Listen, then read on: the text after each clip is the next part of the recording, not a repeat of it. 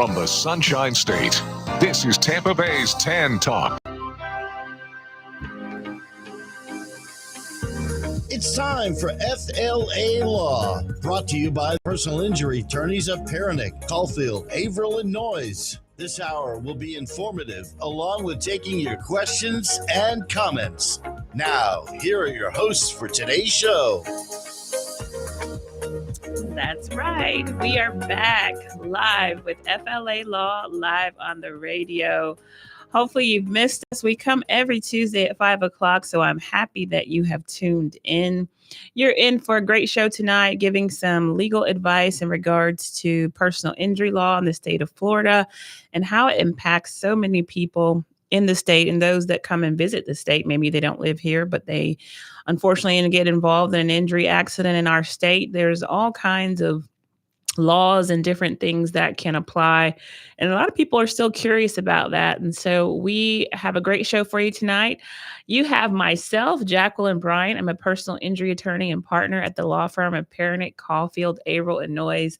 Hopefully you've met me before, or you're a faithful listener and you've heard my voice on the radio time and time again. But for those of you that are new and you're just tuning in tonight for the first time, thanks for joining us. As I said, we do exclusively personal injury law. This show is hosted by the firm of Perenich, Caulfield, Avril Noyes, and we have been in this industry helping people that have been hurt and handling injury cases since 1955. And so if you're watching our live stream, you can see that I have not been around since 1955, but the firm has. And we have certainly been helping our community in the Tampa Bay area since then.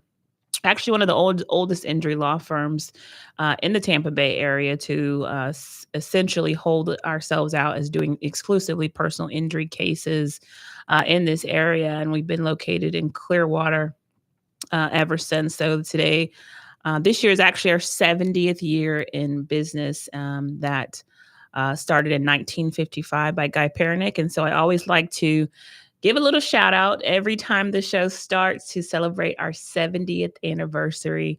If you're a client and you're listening and you have a fond memory or just a shout out you'd like to make, feel free to drop it in the comment section of our live stream. I'll be happy to read it out over the air.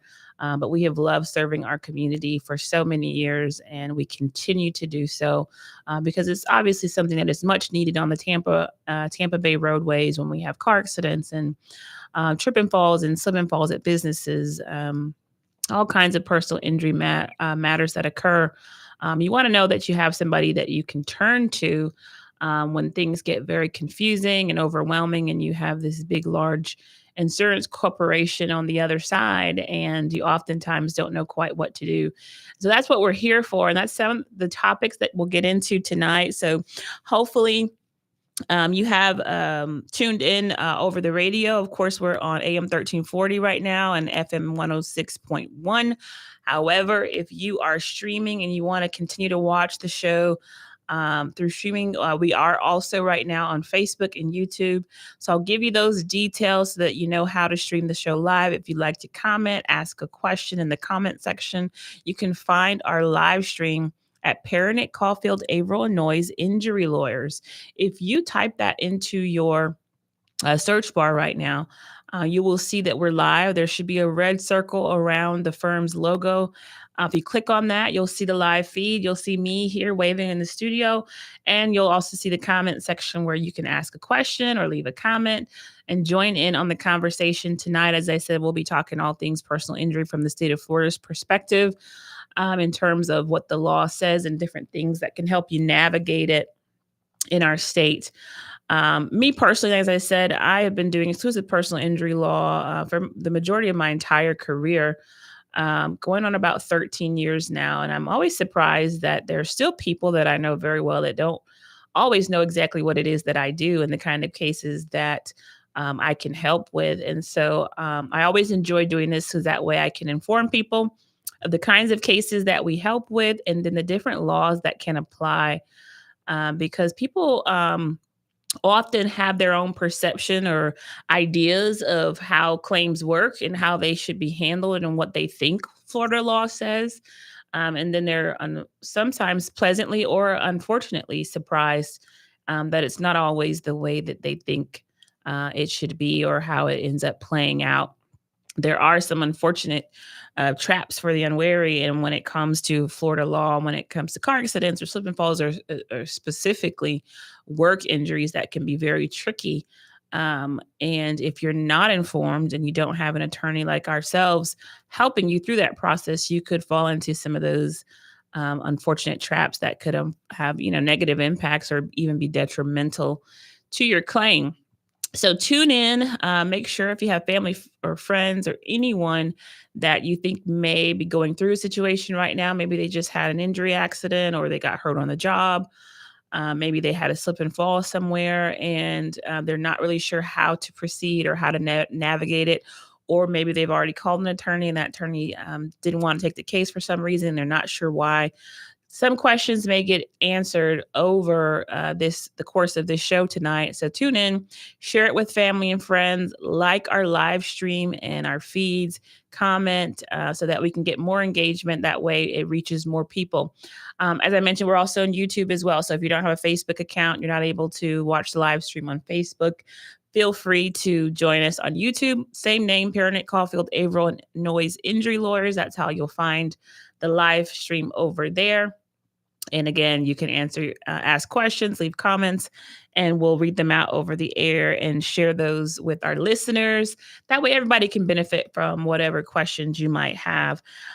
So there's two things I want to talk about tonight. But first, before we jump into our segment in regards to Florida car accidents and kind of doing a deeper dive in auto injury, and then, of course, touching on slip and fall, trip and fall cases, and then getting a little bit into workers' comp if the time permits.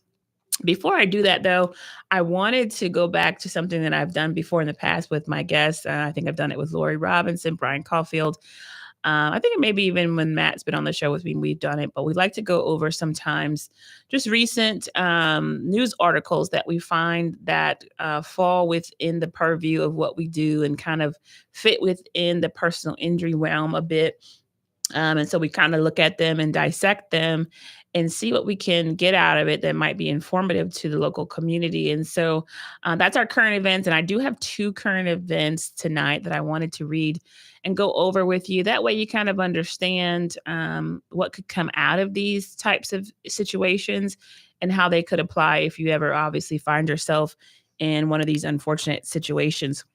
So one of them, not that long ago, in St. Pete was a very, very big accident involving 13 vehicles. So that's pretty high number. Every now and then, we'll often see 2 and 3 and maybe even 4 car accidents. But it's not as common to see a 13 vehicle crash that will occur. And unfortunately, it did shut down I-275 South Ramp in St. Pete not that long ago. And one person was transported to the hospital as a trauma alert, while 19 other people were hurt in that particular accident. And so in St. Petersburg, Florida, there was a 13-vehicle crash involving an ambulance.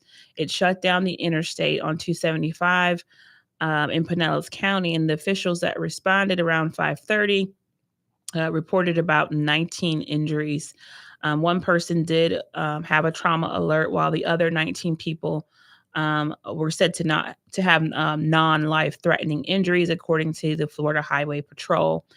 The road at the highway was closed for several hours, but of course was later reopened. And at the time of this article was written, the investigators were still trying to work out what caused the accident. And so the reason why I wanted to bring up this particular article, not just because of the sheer number of how many cars were involved. I mean, that was a pretty massive accident to have 13 cars and 19 people injured. But also the fact that they were still investigating how the crash was caused.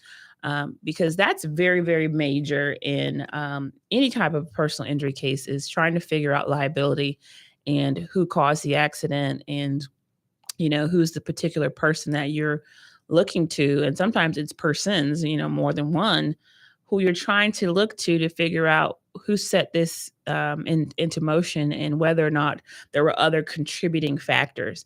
And that can get very tricky, especially when you have multiple vehicles like this. Again, like I said, it's not very common to see so many vehicles. You have 13 different vehicles.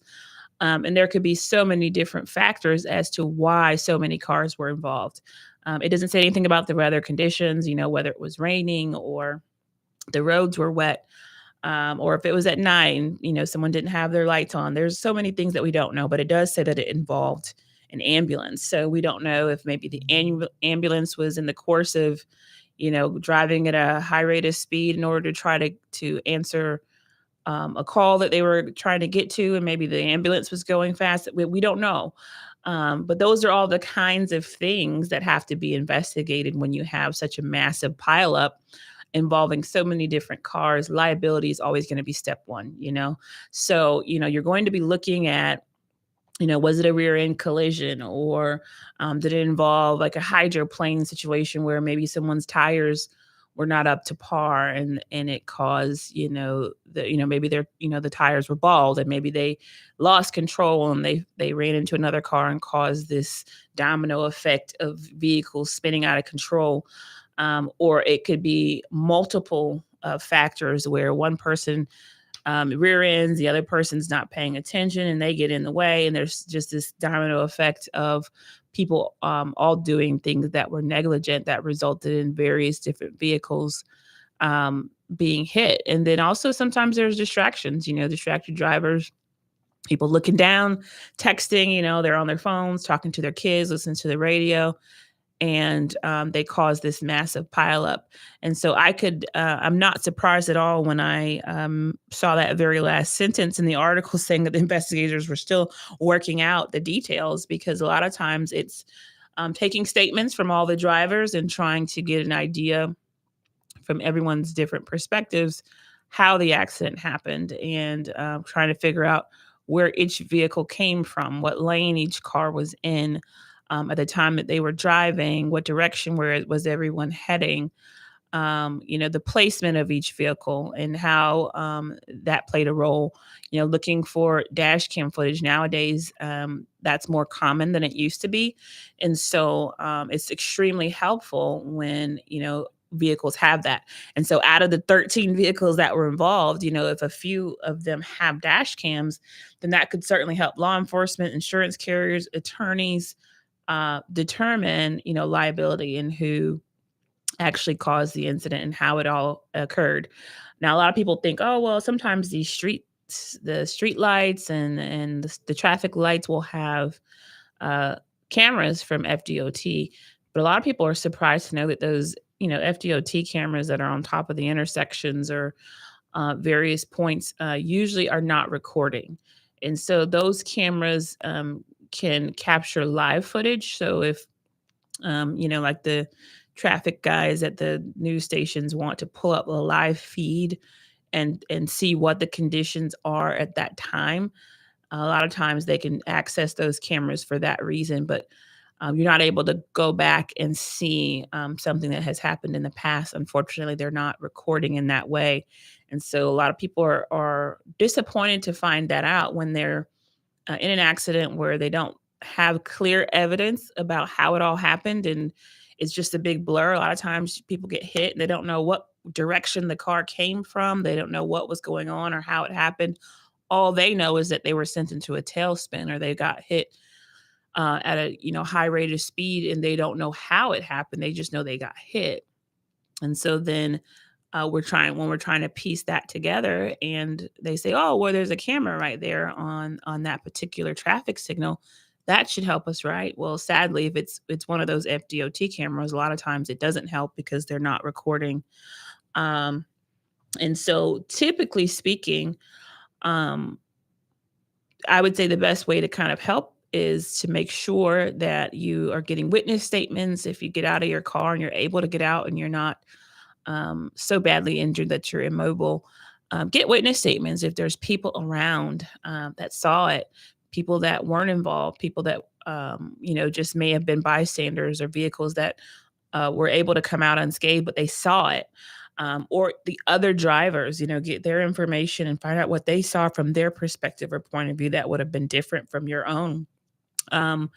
Also, dash cam, figuring out if there's dash cam footage from any of the other cars, see if people can share that with you. Those are the kind of things that are going to help the investigation when it comes down to trying to figure it all out.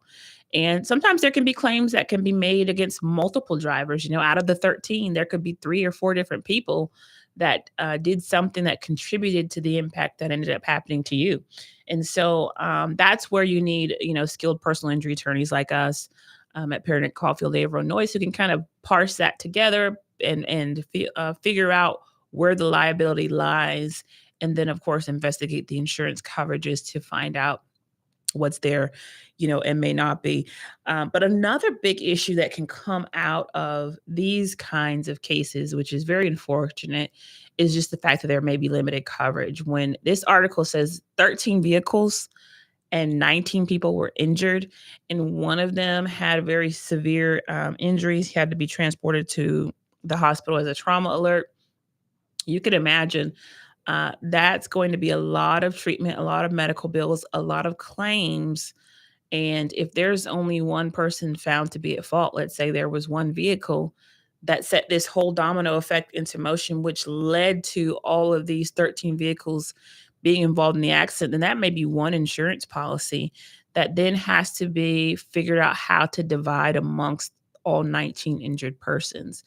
And so what happens a lot of times is, unfortunate situation where there ends up being like a global settlement conference or global mediation of some kind where all the parties are invited by that insurance carrier to sit down and try to figure out how to divide this limited pot.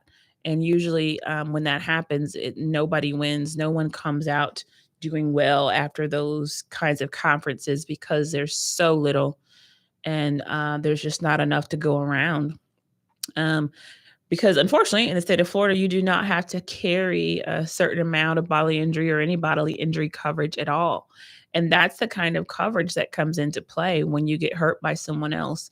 And so anytime there is an injury claim in an auto accident setting, the number one thing that you're looking to find out is if the at-fault party has what's called bodily injury or liability coverage, and they don't have to. In the state of Florida, you are not required to carry it.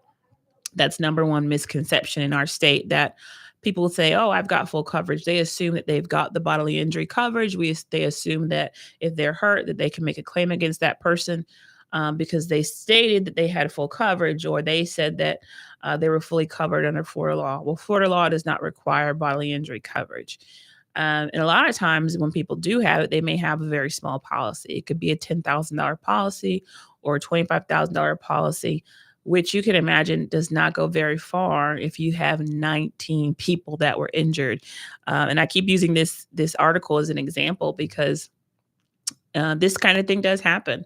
Like I said, it's not as common. You see 3 or 4 vehicles sometimes in a crash, but this kind of a massive pileup is not as common, but it happens. And let's just say, the person that caused it, let's say they have a $10,000 policy. Well, generally what that means is $10,000 is the most any one person out of that crash can get.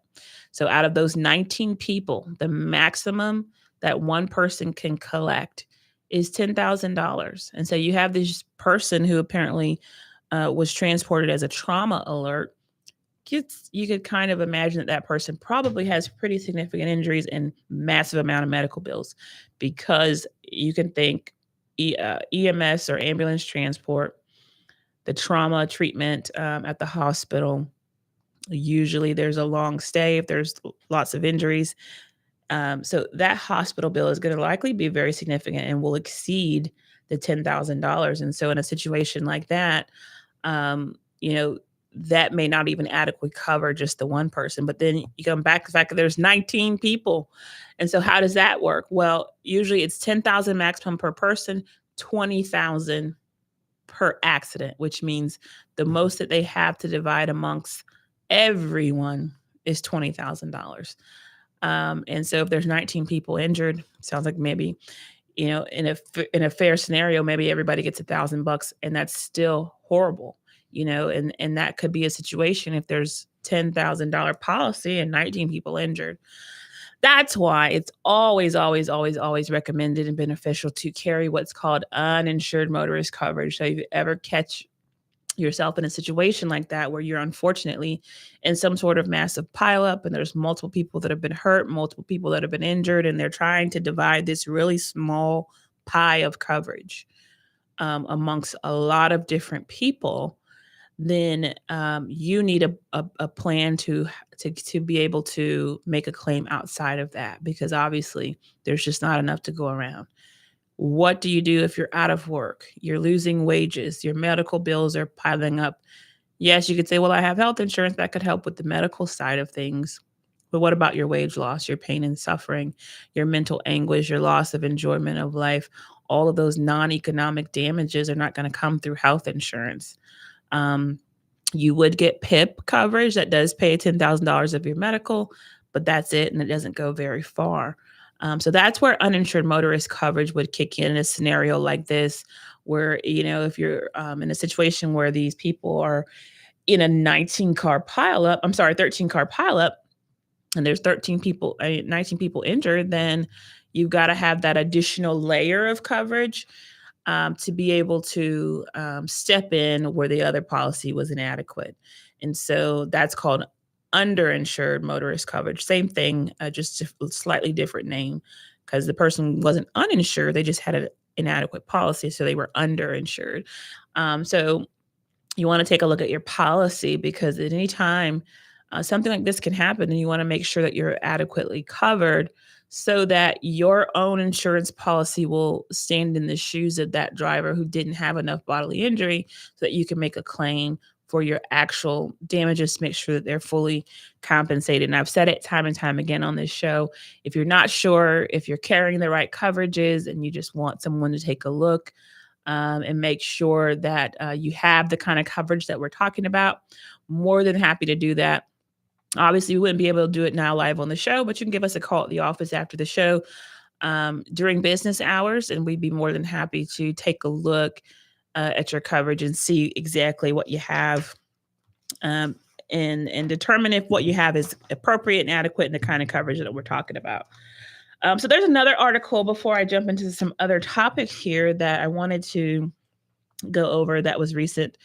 About 2 weeks ago, there were 3 that were hospitalized after a driver crashed at 100 miles per hour, going airborne and then crashing into a tree. It says a 25-year-old driver crashed his Dodge Charger on I-75, injuring himself and 2 passengers after losing control, according to Florida Highway Patrol. 3 men were taken to the hospital with serious injuries after the driver lost control of the car and crashed into several trees. Florida Highway Patrol's troopers said that the 25-year-old man was driving around 9:30 p.m. going southbound on I-75 when he was driving about 100 miles per hour with bald tires, according to the news release. Unfortunately, that caused the man to lose control of the car on the wet roadway. He rotated and swerved off the highway. The Dodge went into the outside shoulder and hit an embankment before going airborne, hitting several trees on the way. He was transported to the hospital along with his 24-year-old passengers, a Riverview man, and a 25-year-old Land O'Lakes man who was also a passenger in the car. The 3 men, not surprisingly, all suffered severe injuries, according to the Florida Highway Patrol. There were some pictures from the scene, and you can see like this green car is basically completely flipped on its side, and the front and back is just smashed all the way around. And so the reason why I wanted to read that article was because what you have is a 1-car incident, right? So it's not a situation where you've got multiple cars like the accident we just read about, where there's 13 vehicles. This is just 1 vehicle. And so one might be a little bit confused about what their rights are in a situation like this, where it's not car on car. It's just 1 car losing control and crashing into a tree. And so obviously you would think, well, the passengers may have claims, right? And that's true. So the passengers have claims against the driver that was driving the vehicle. And that could be their buddy, that could be their friend, it could be their sibling, some sort of relative. We don't know what their relationship is. And so that would be up to those, passengers to decide if they want to sue their own, buddy, friend, or pal or relative.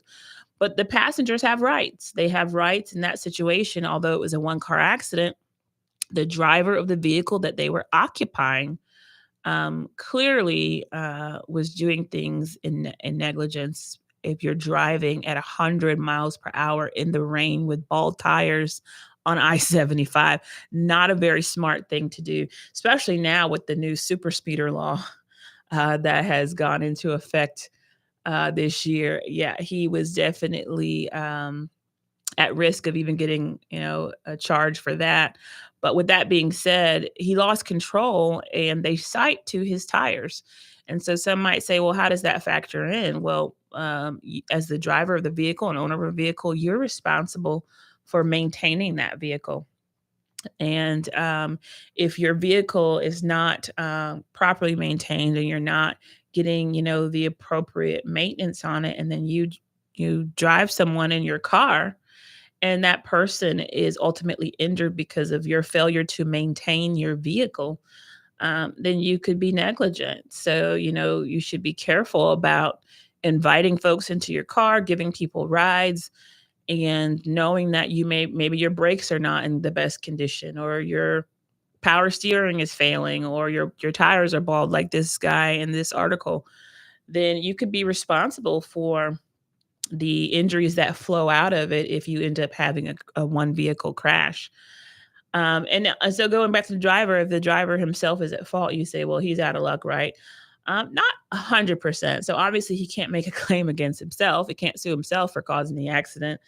And so he cannot make that kind of a case, but he would be entitled to the PIP no fault benefits that cover you regardless of fault. It's a no fault type of coverage, which is what it means to be a no fault state in Florida. A lot of people are confused by that.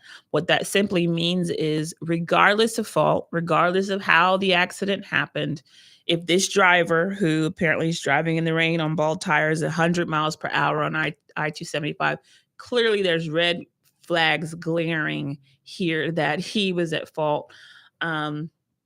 He still could be entitled to PIP coverage because if he's injured while using his vehicle that is insured, that $10,000 of medical coverage could still apply, and he would be able to use that towards his medical care and treatment. If he was transported to by ambulance or treated at the hospital, those bills could go through his PIP coverage and be paid so that he's not dealing with these big, huge, massive bills.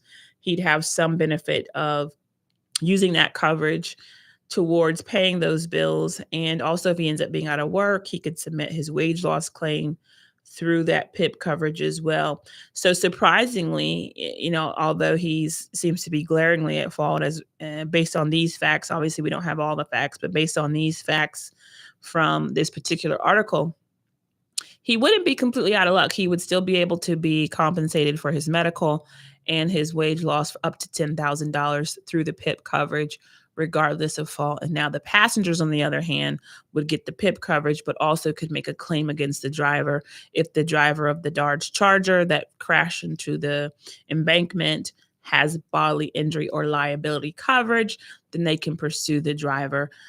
Again, we don't know that's their buddy, their friend, their pal.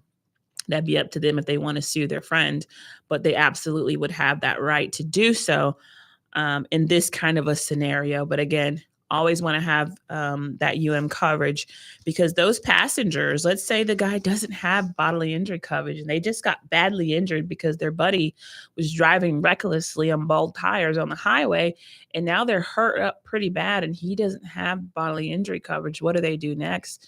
If they have uninsured motorist coverage, then they can make a claim. They have rights to pursue that. Now you might say, well, how is that possible? They weren't in their own car. They were in their buddy's car. It didn't happen in the vehicle that they were not their own vehicle, and they weren't driving. So how can they make a claim against their uninsured motorist coverage? I'm glad you asked because your uninsured motorist coverage follows you wherever you are. And so if you get hurt in somebody else's vehicle, even if you're a passenger, even if they're not driving your car, you are still entitled to make a claim against your own coverage. It kind of attaches to you and follows you wherever you go. And so that claim can be made regardless of what vehicle you're in and whether you're driving the car or not. So all roads always lead back to uninsured motorist coverage, if you've noticed a pattern there with that kind of conversation. So those are my two current event articles for the night. I hope you got something out of it. I thought they were two interesting scenarios.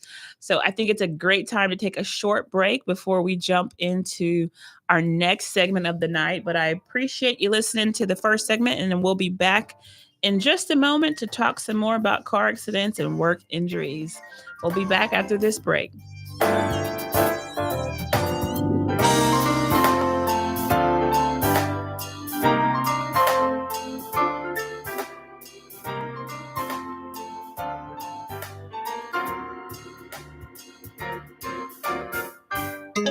This is the Tan Talk Radio Network. After a car accident, there are many questions that you need answers to. Who pays for my car repairs? Who pays for the medical bills? What about my lost wages? And more. The personal injury law firm of Perenich, Caulfield, Avril Noyes has been answering these questions for their clients for nearly 70 years. Since 1955, they've been a voice of the injured in the legal system. As one of the longest established law firms in Tampa Bay, Perenich, Caulfield, Avril Noyes is here to answer your questions. Listen to their live call-in radio show on this channel every Tuesday evening from 5 to 6 p.m. or call them at 727-796-8282 or visit them at voiceoftheinjured.com. Offices Clearwater, non-attorney spokesperson. This is the Tan Talk Radio Network.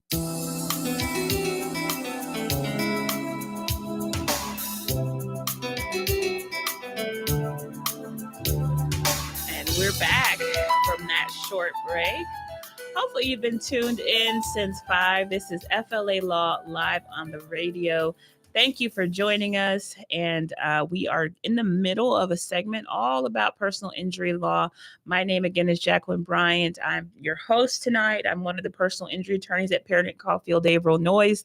Hopefully you're a faithful listener and you already know who I am. But if not, as I said before, I've been doing personal injury law exclusively for about 13 years now. And I always am surprised that a lot of people just aren't well informed about the law in our state. And I think it's good that we do these segments every Tuesday to just give people information so they understand how the law works and how it applies to these various situations, because you just can't ever predict when you're going to need the help of a personal injury attorney or find yourself in an accident and that you need assistance with. No one ever wants to get in a car accident or get hurt on the job or anything like that. But these things do happen. As our elders say, keep on living. Things are bound to happen. And so with that being said, it's good to know your rights and it's good to know what your options are when those things do happen, unfortunately. So we had our original segment. We went over a couple of current events, and now we're shifting gears just to talk to you a little bit more about what people don't always know when it comes to these kinds of accidents, car accidents, and getting hurt on the job, and even some trip and fall things that I think it's always good to remind people about.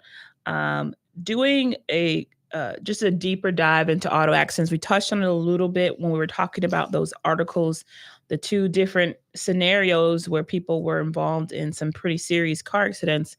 But what I want to talk to you about is some misconceptions when the lawsuit actually starts. So, a lot of times people think this is a very quick thing. And I think that misconception comes from radio, commercials, billboards, different advertisements from lawyers that will give the impression that it's a fast recovery and you'll get a check and you're entitled to this kind of money. And it makes it seem like it's very, very fast process when That's actually pretty far from the truth. Most times, these personal injury cases take time, and they are built by the strength of proof and evidence that you have.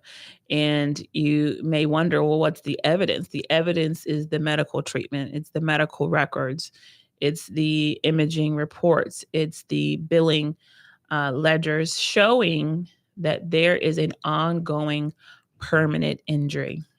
That's what has to be established. That's the threshold that has to be met in the state of Florida to be entitled to anything other than just your past medical bills. If you want to be compensated for non-economic damages like pain and suffering or future medical care and treatment, the things that aren't necessarily tangible and how it's impacted your life and how you can't earn at the same capacity that you once were able to, then you have to prove permanency, the permanency of your injuries. And there's various ways to do that. It could be if you have a permanent scar or you have a permanent anatomical change to your spine. There's some sort of injury that has occurred that will never get better, like a herniation. Or some doctors say that herniations can improve. Some say that they can't, that they're permanent. Broken bones, surgical scars, hardware in your body, those things are permanent. And so those are easy ways to prove permanency.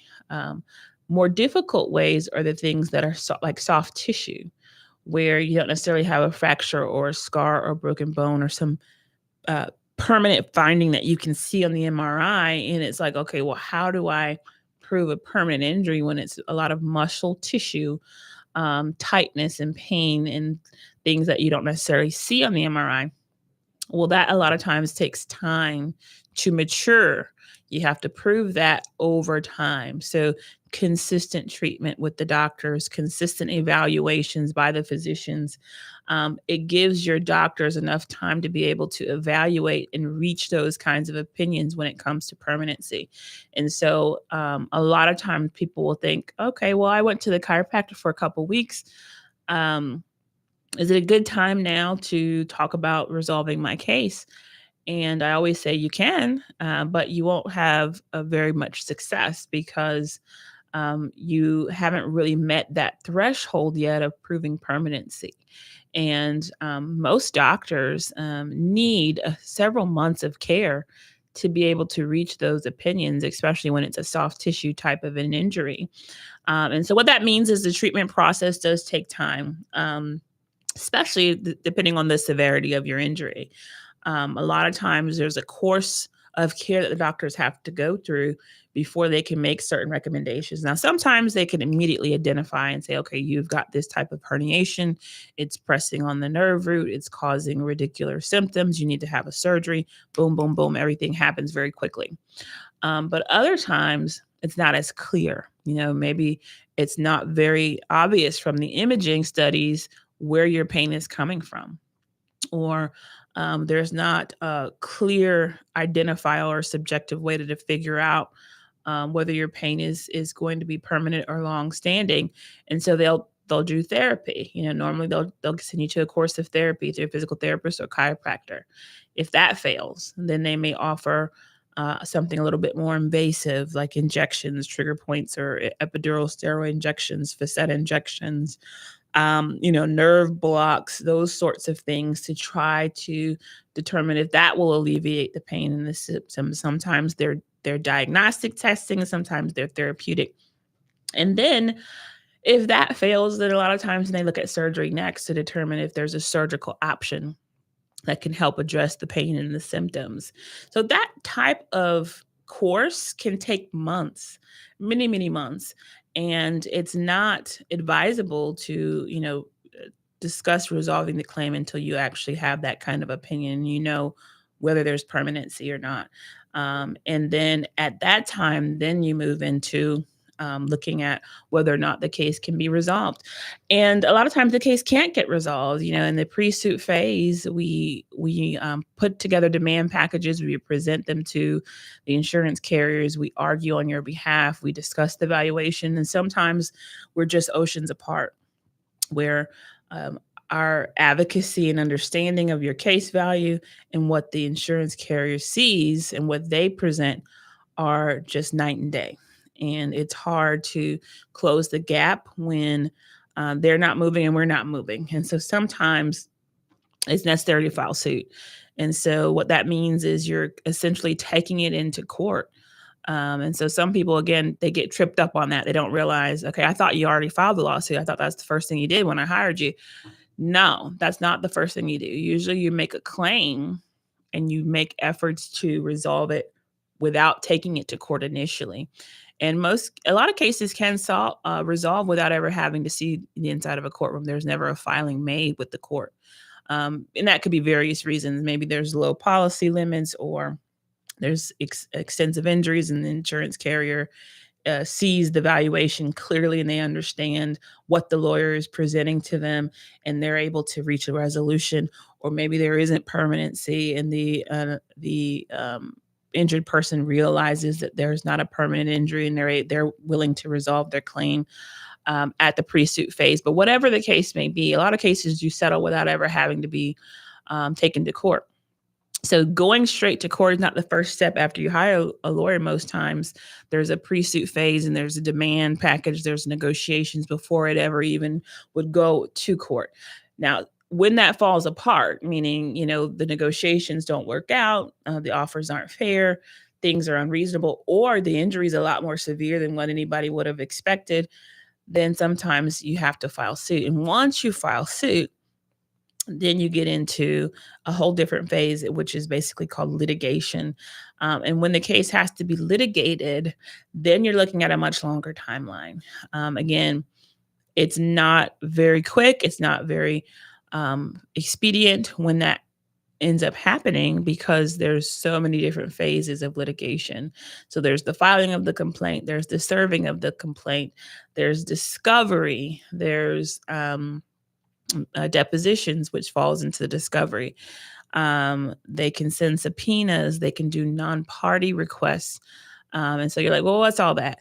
Well, basically the insurance carrier and the plaintiff's attorney, so the attorney for the person that was injured, get to exchange information and do investigating through various different means.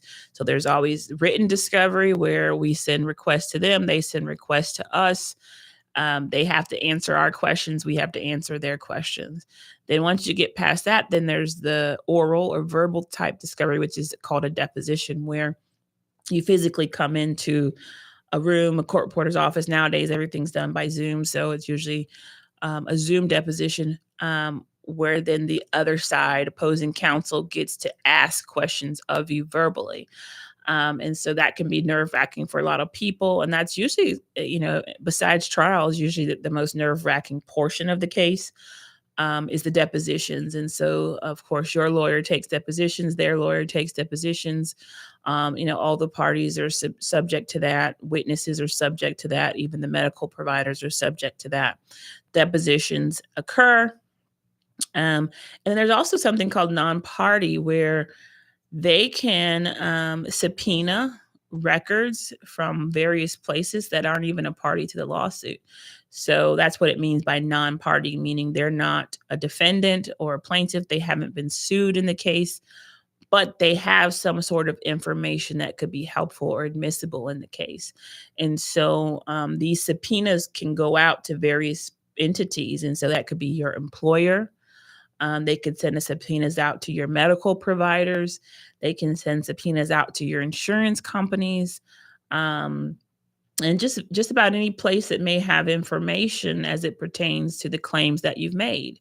So if you said that you were hurt in a car accident and you've sued their driver because of it, well, guess what? Now they can go back and try to subpoena records from other car accidents that you have had, from your past insurance companies, for, to see what claims that you've made. They can send records to your doctors from 10 years ago and try to determine what you treated with that doctor for, and whether any of the things you saw that doctor for has any relation to the injury claim that you're making today. For example, perfect example, if you get hurt in a car accident and you file a lawsuit against the driver, his lawyer or her lawyer can subpoena your past medical records from before the car accident. And so they will get access to your medical treatment records, and they will look to see if you were already treating with those doctors for the same problems, same issues, whether you had another car accident or you had a slip and fall or work injury, they'll be looking to uncover those things. And they'll also be trying to figure out how long ago that was. And so, was it 10, 15, 20 years ago that you had that prior back issue? Or was it the week before the accident, just a couple days before? Because you can imagine if you were already seeing a doctor for your back just a few days before the accident, then they're going to use that information to say or argue that your injury was already existing and pre-existing before the impact or before the new accident.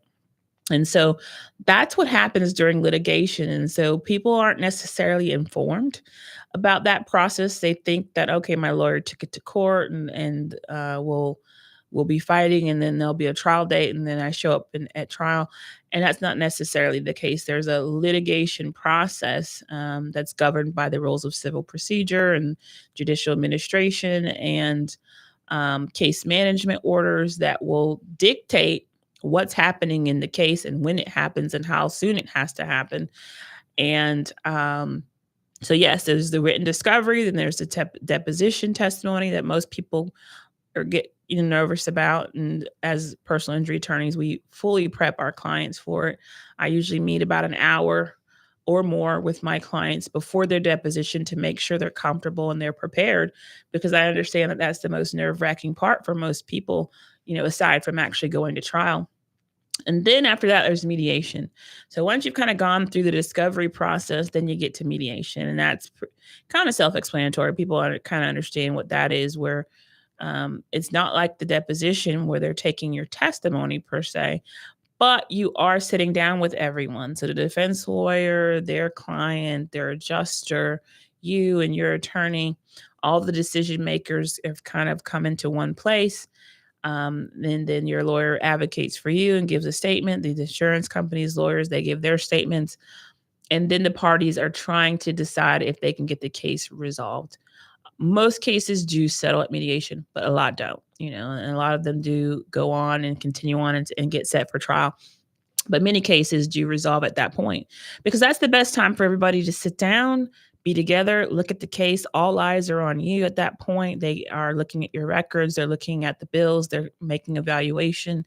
And it's the best time for people to kind of make a decision about whether or not the case is settlable.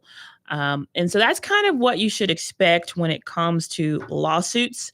Not all go to trial. It's a very small percentage that end up going to trial.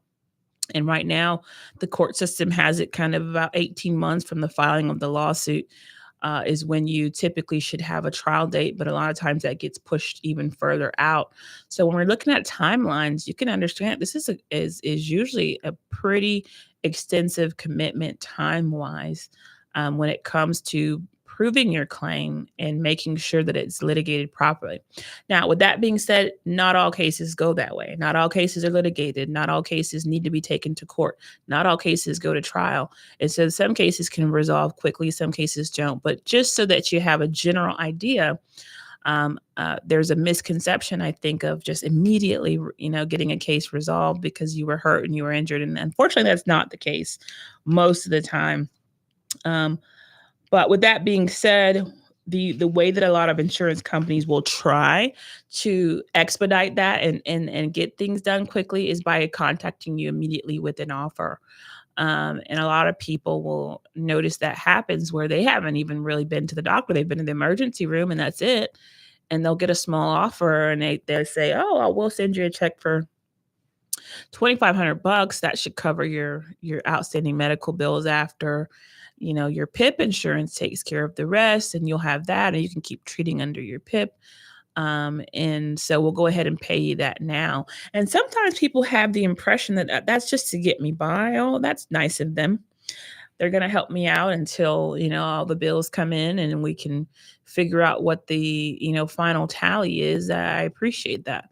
What they don't realize is that no, that's not a interim payment. That's not an initial payment. That's a final offer. And a lot of times people will, erroneously, in their own detriment, accept it and they'll take it. Maybe it's 3,000 or 4,000 bucks, and they'll deposit it, and they'll send them this DocuSign, this quick e-sign thing, and they'll say, "Hey, you got the money? It's in your bank account. We just wired it over," and they'll click it. And that's a release that they just signed, a general release that says you can't make any more claims against our insured driver. And now this claim is officially closed, and you're barred from suing us for any reason because we now have your signature on these releases. And so, that being said, it's always advisable to call an attorney when you have an adjuster who's offering you money very early on in the case, because a lot of times that's just a way for them to try to expediently just get cases off their caseload. They're just trying to see who's gonna take the money so they can close out the file, and that gets them, one less case on their caseload to manage. So definitely be wary of that. And one thing I also want you to be aware of before we wrap up the show tonight is something that has recently changed in the law when it comes to dividing fault, or whether or not you can make a claim when you're partially at fault yourself. And so that kind of harkens back to what we talked about in the beginning with this massive pileup of 19 people that were injured, 13 cars that were involved.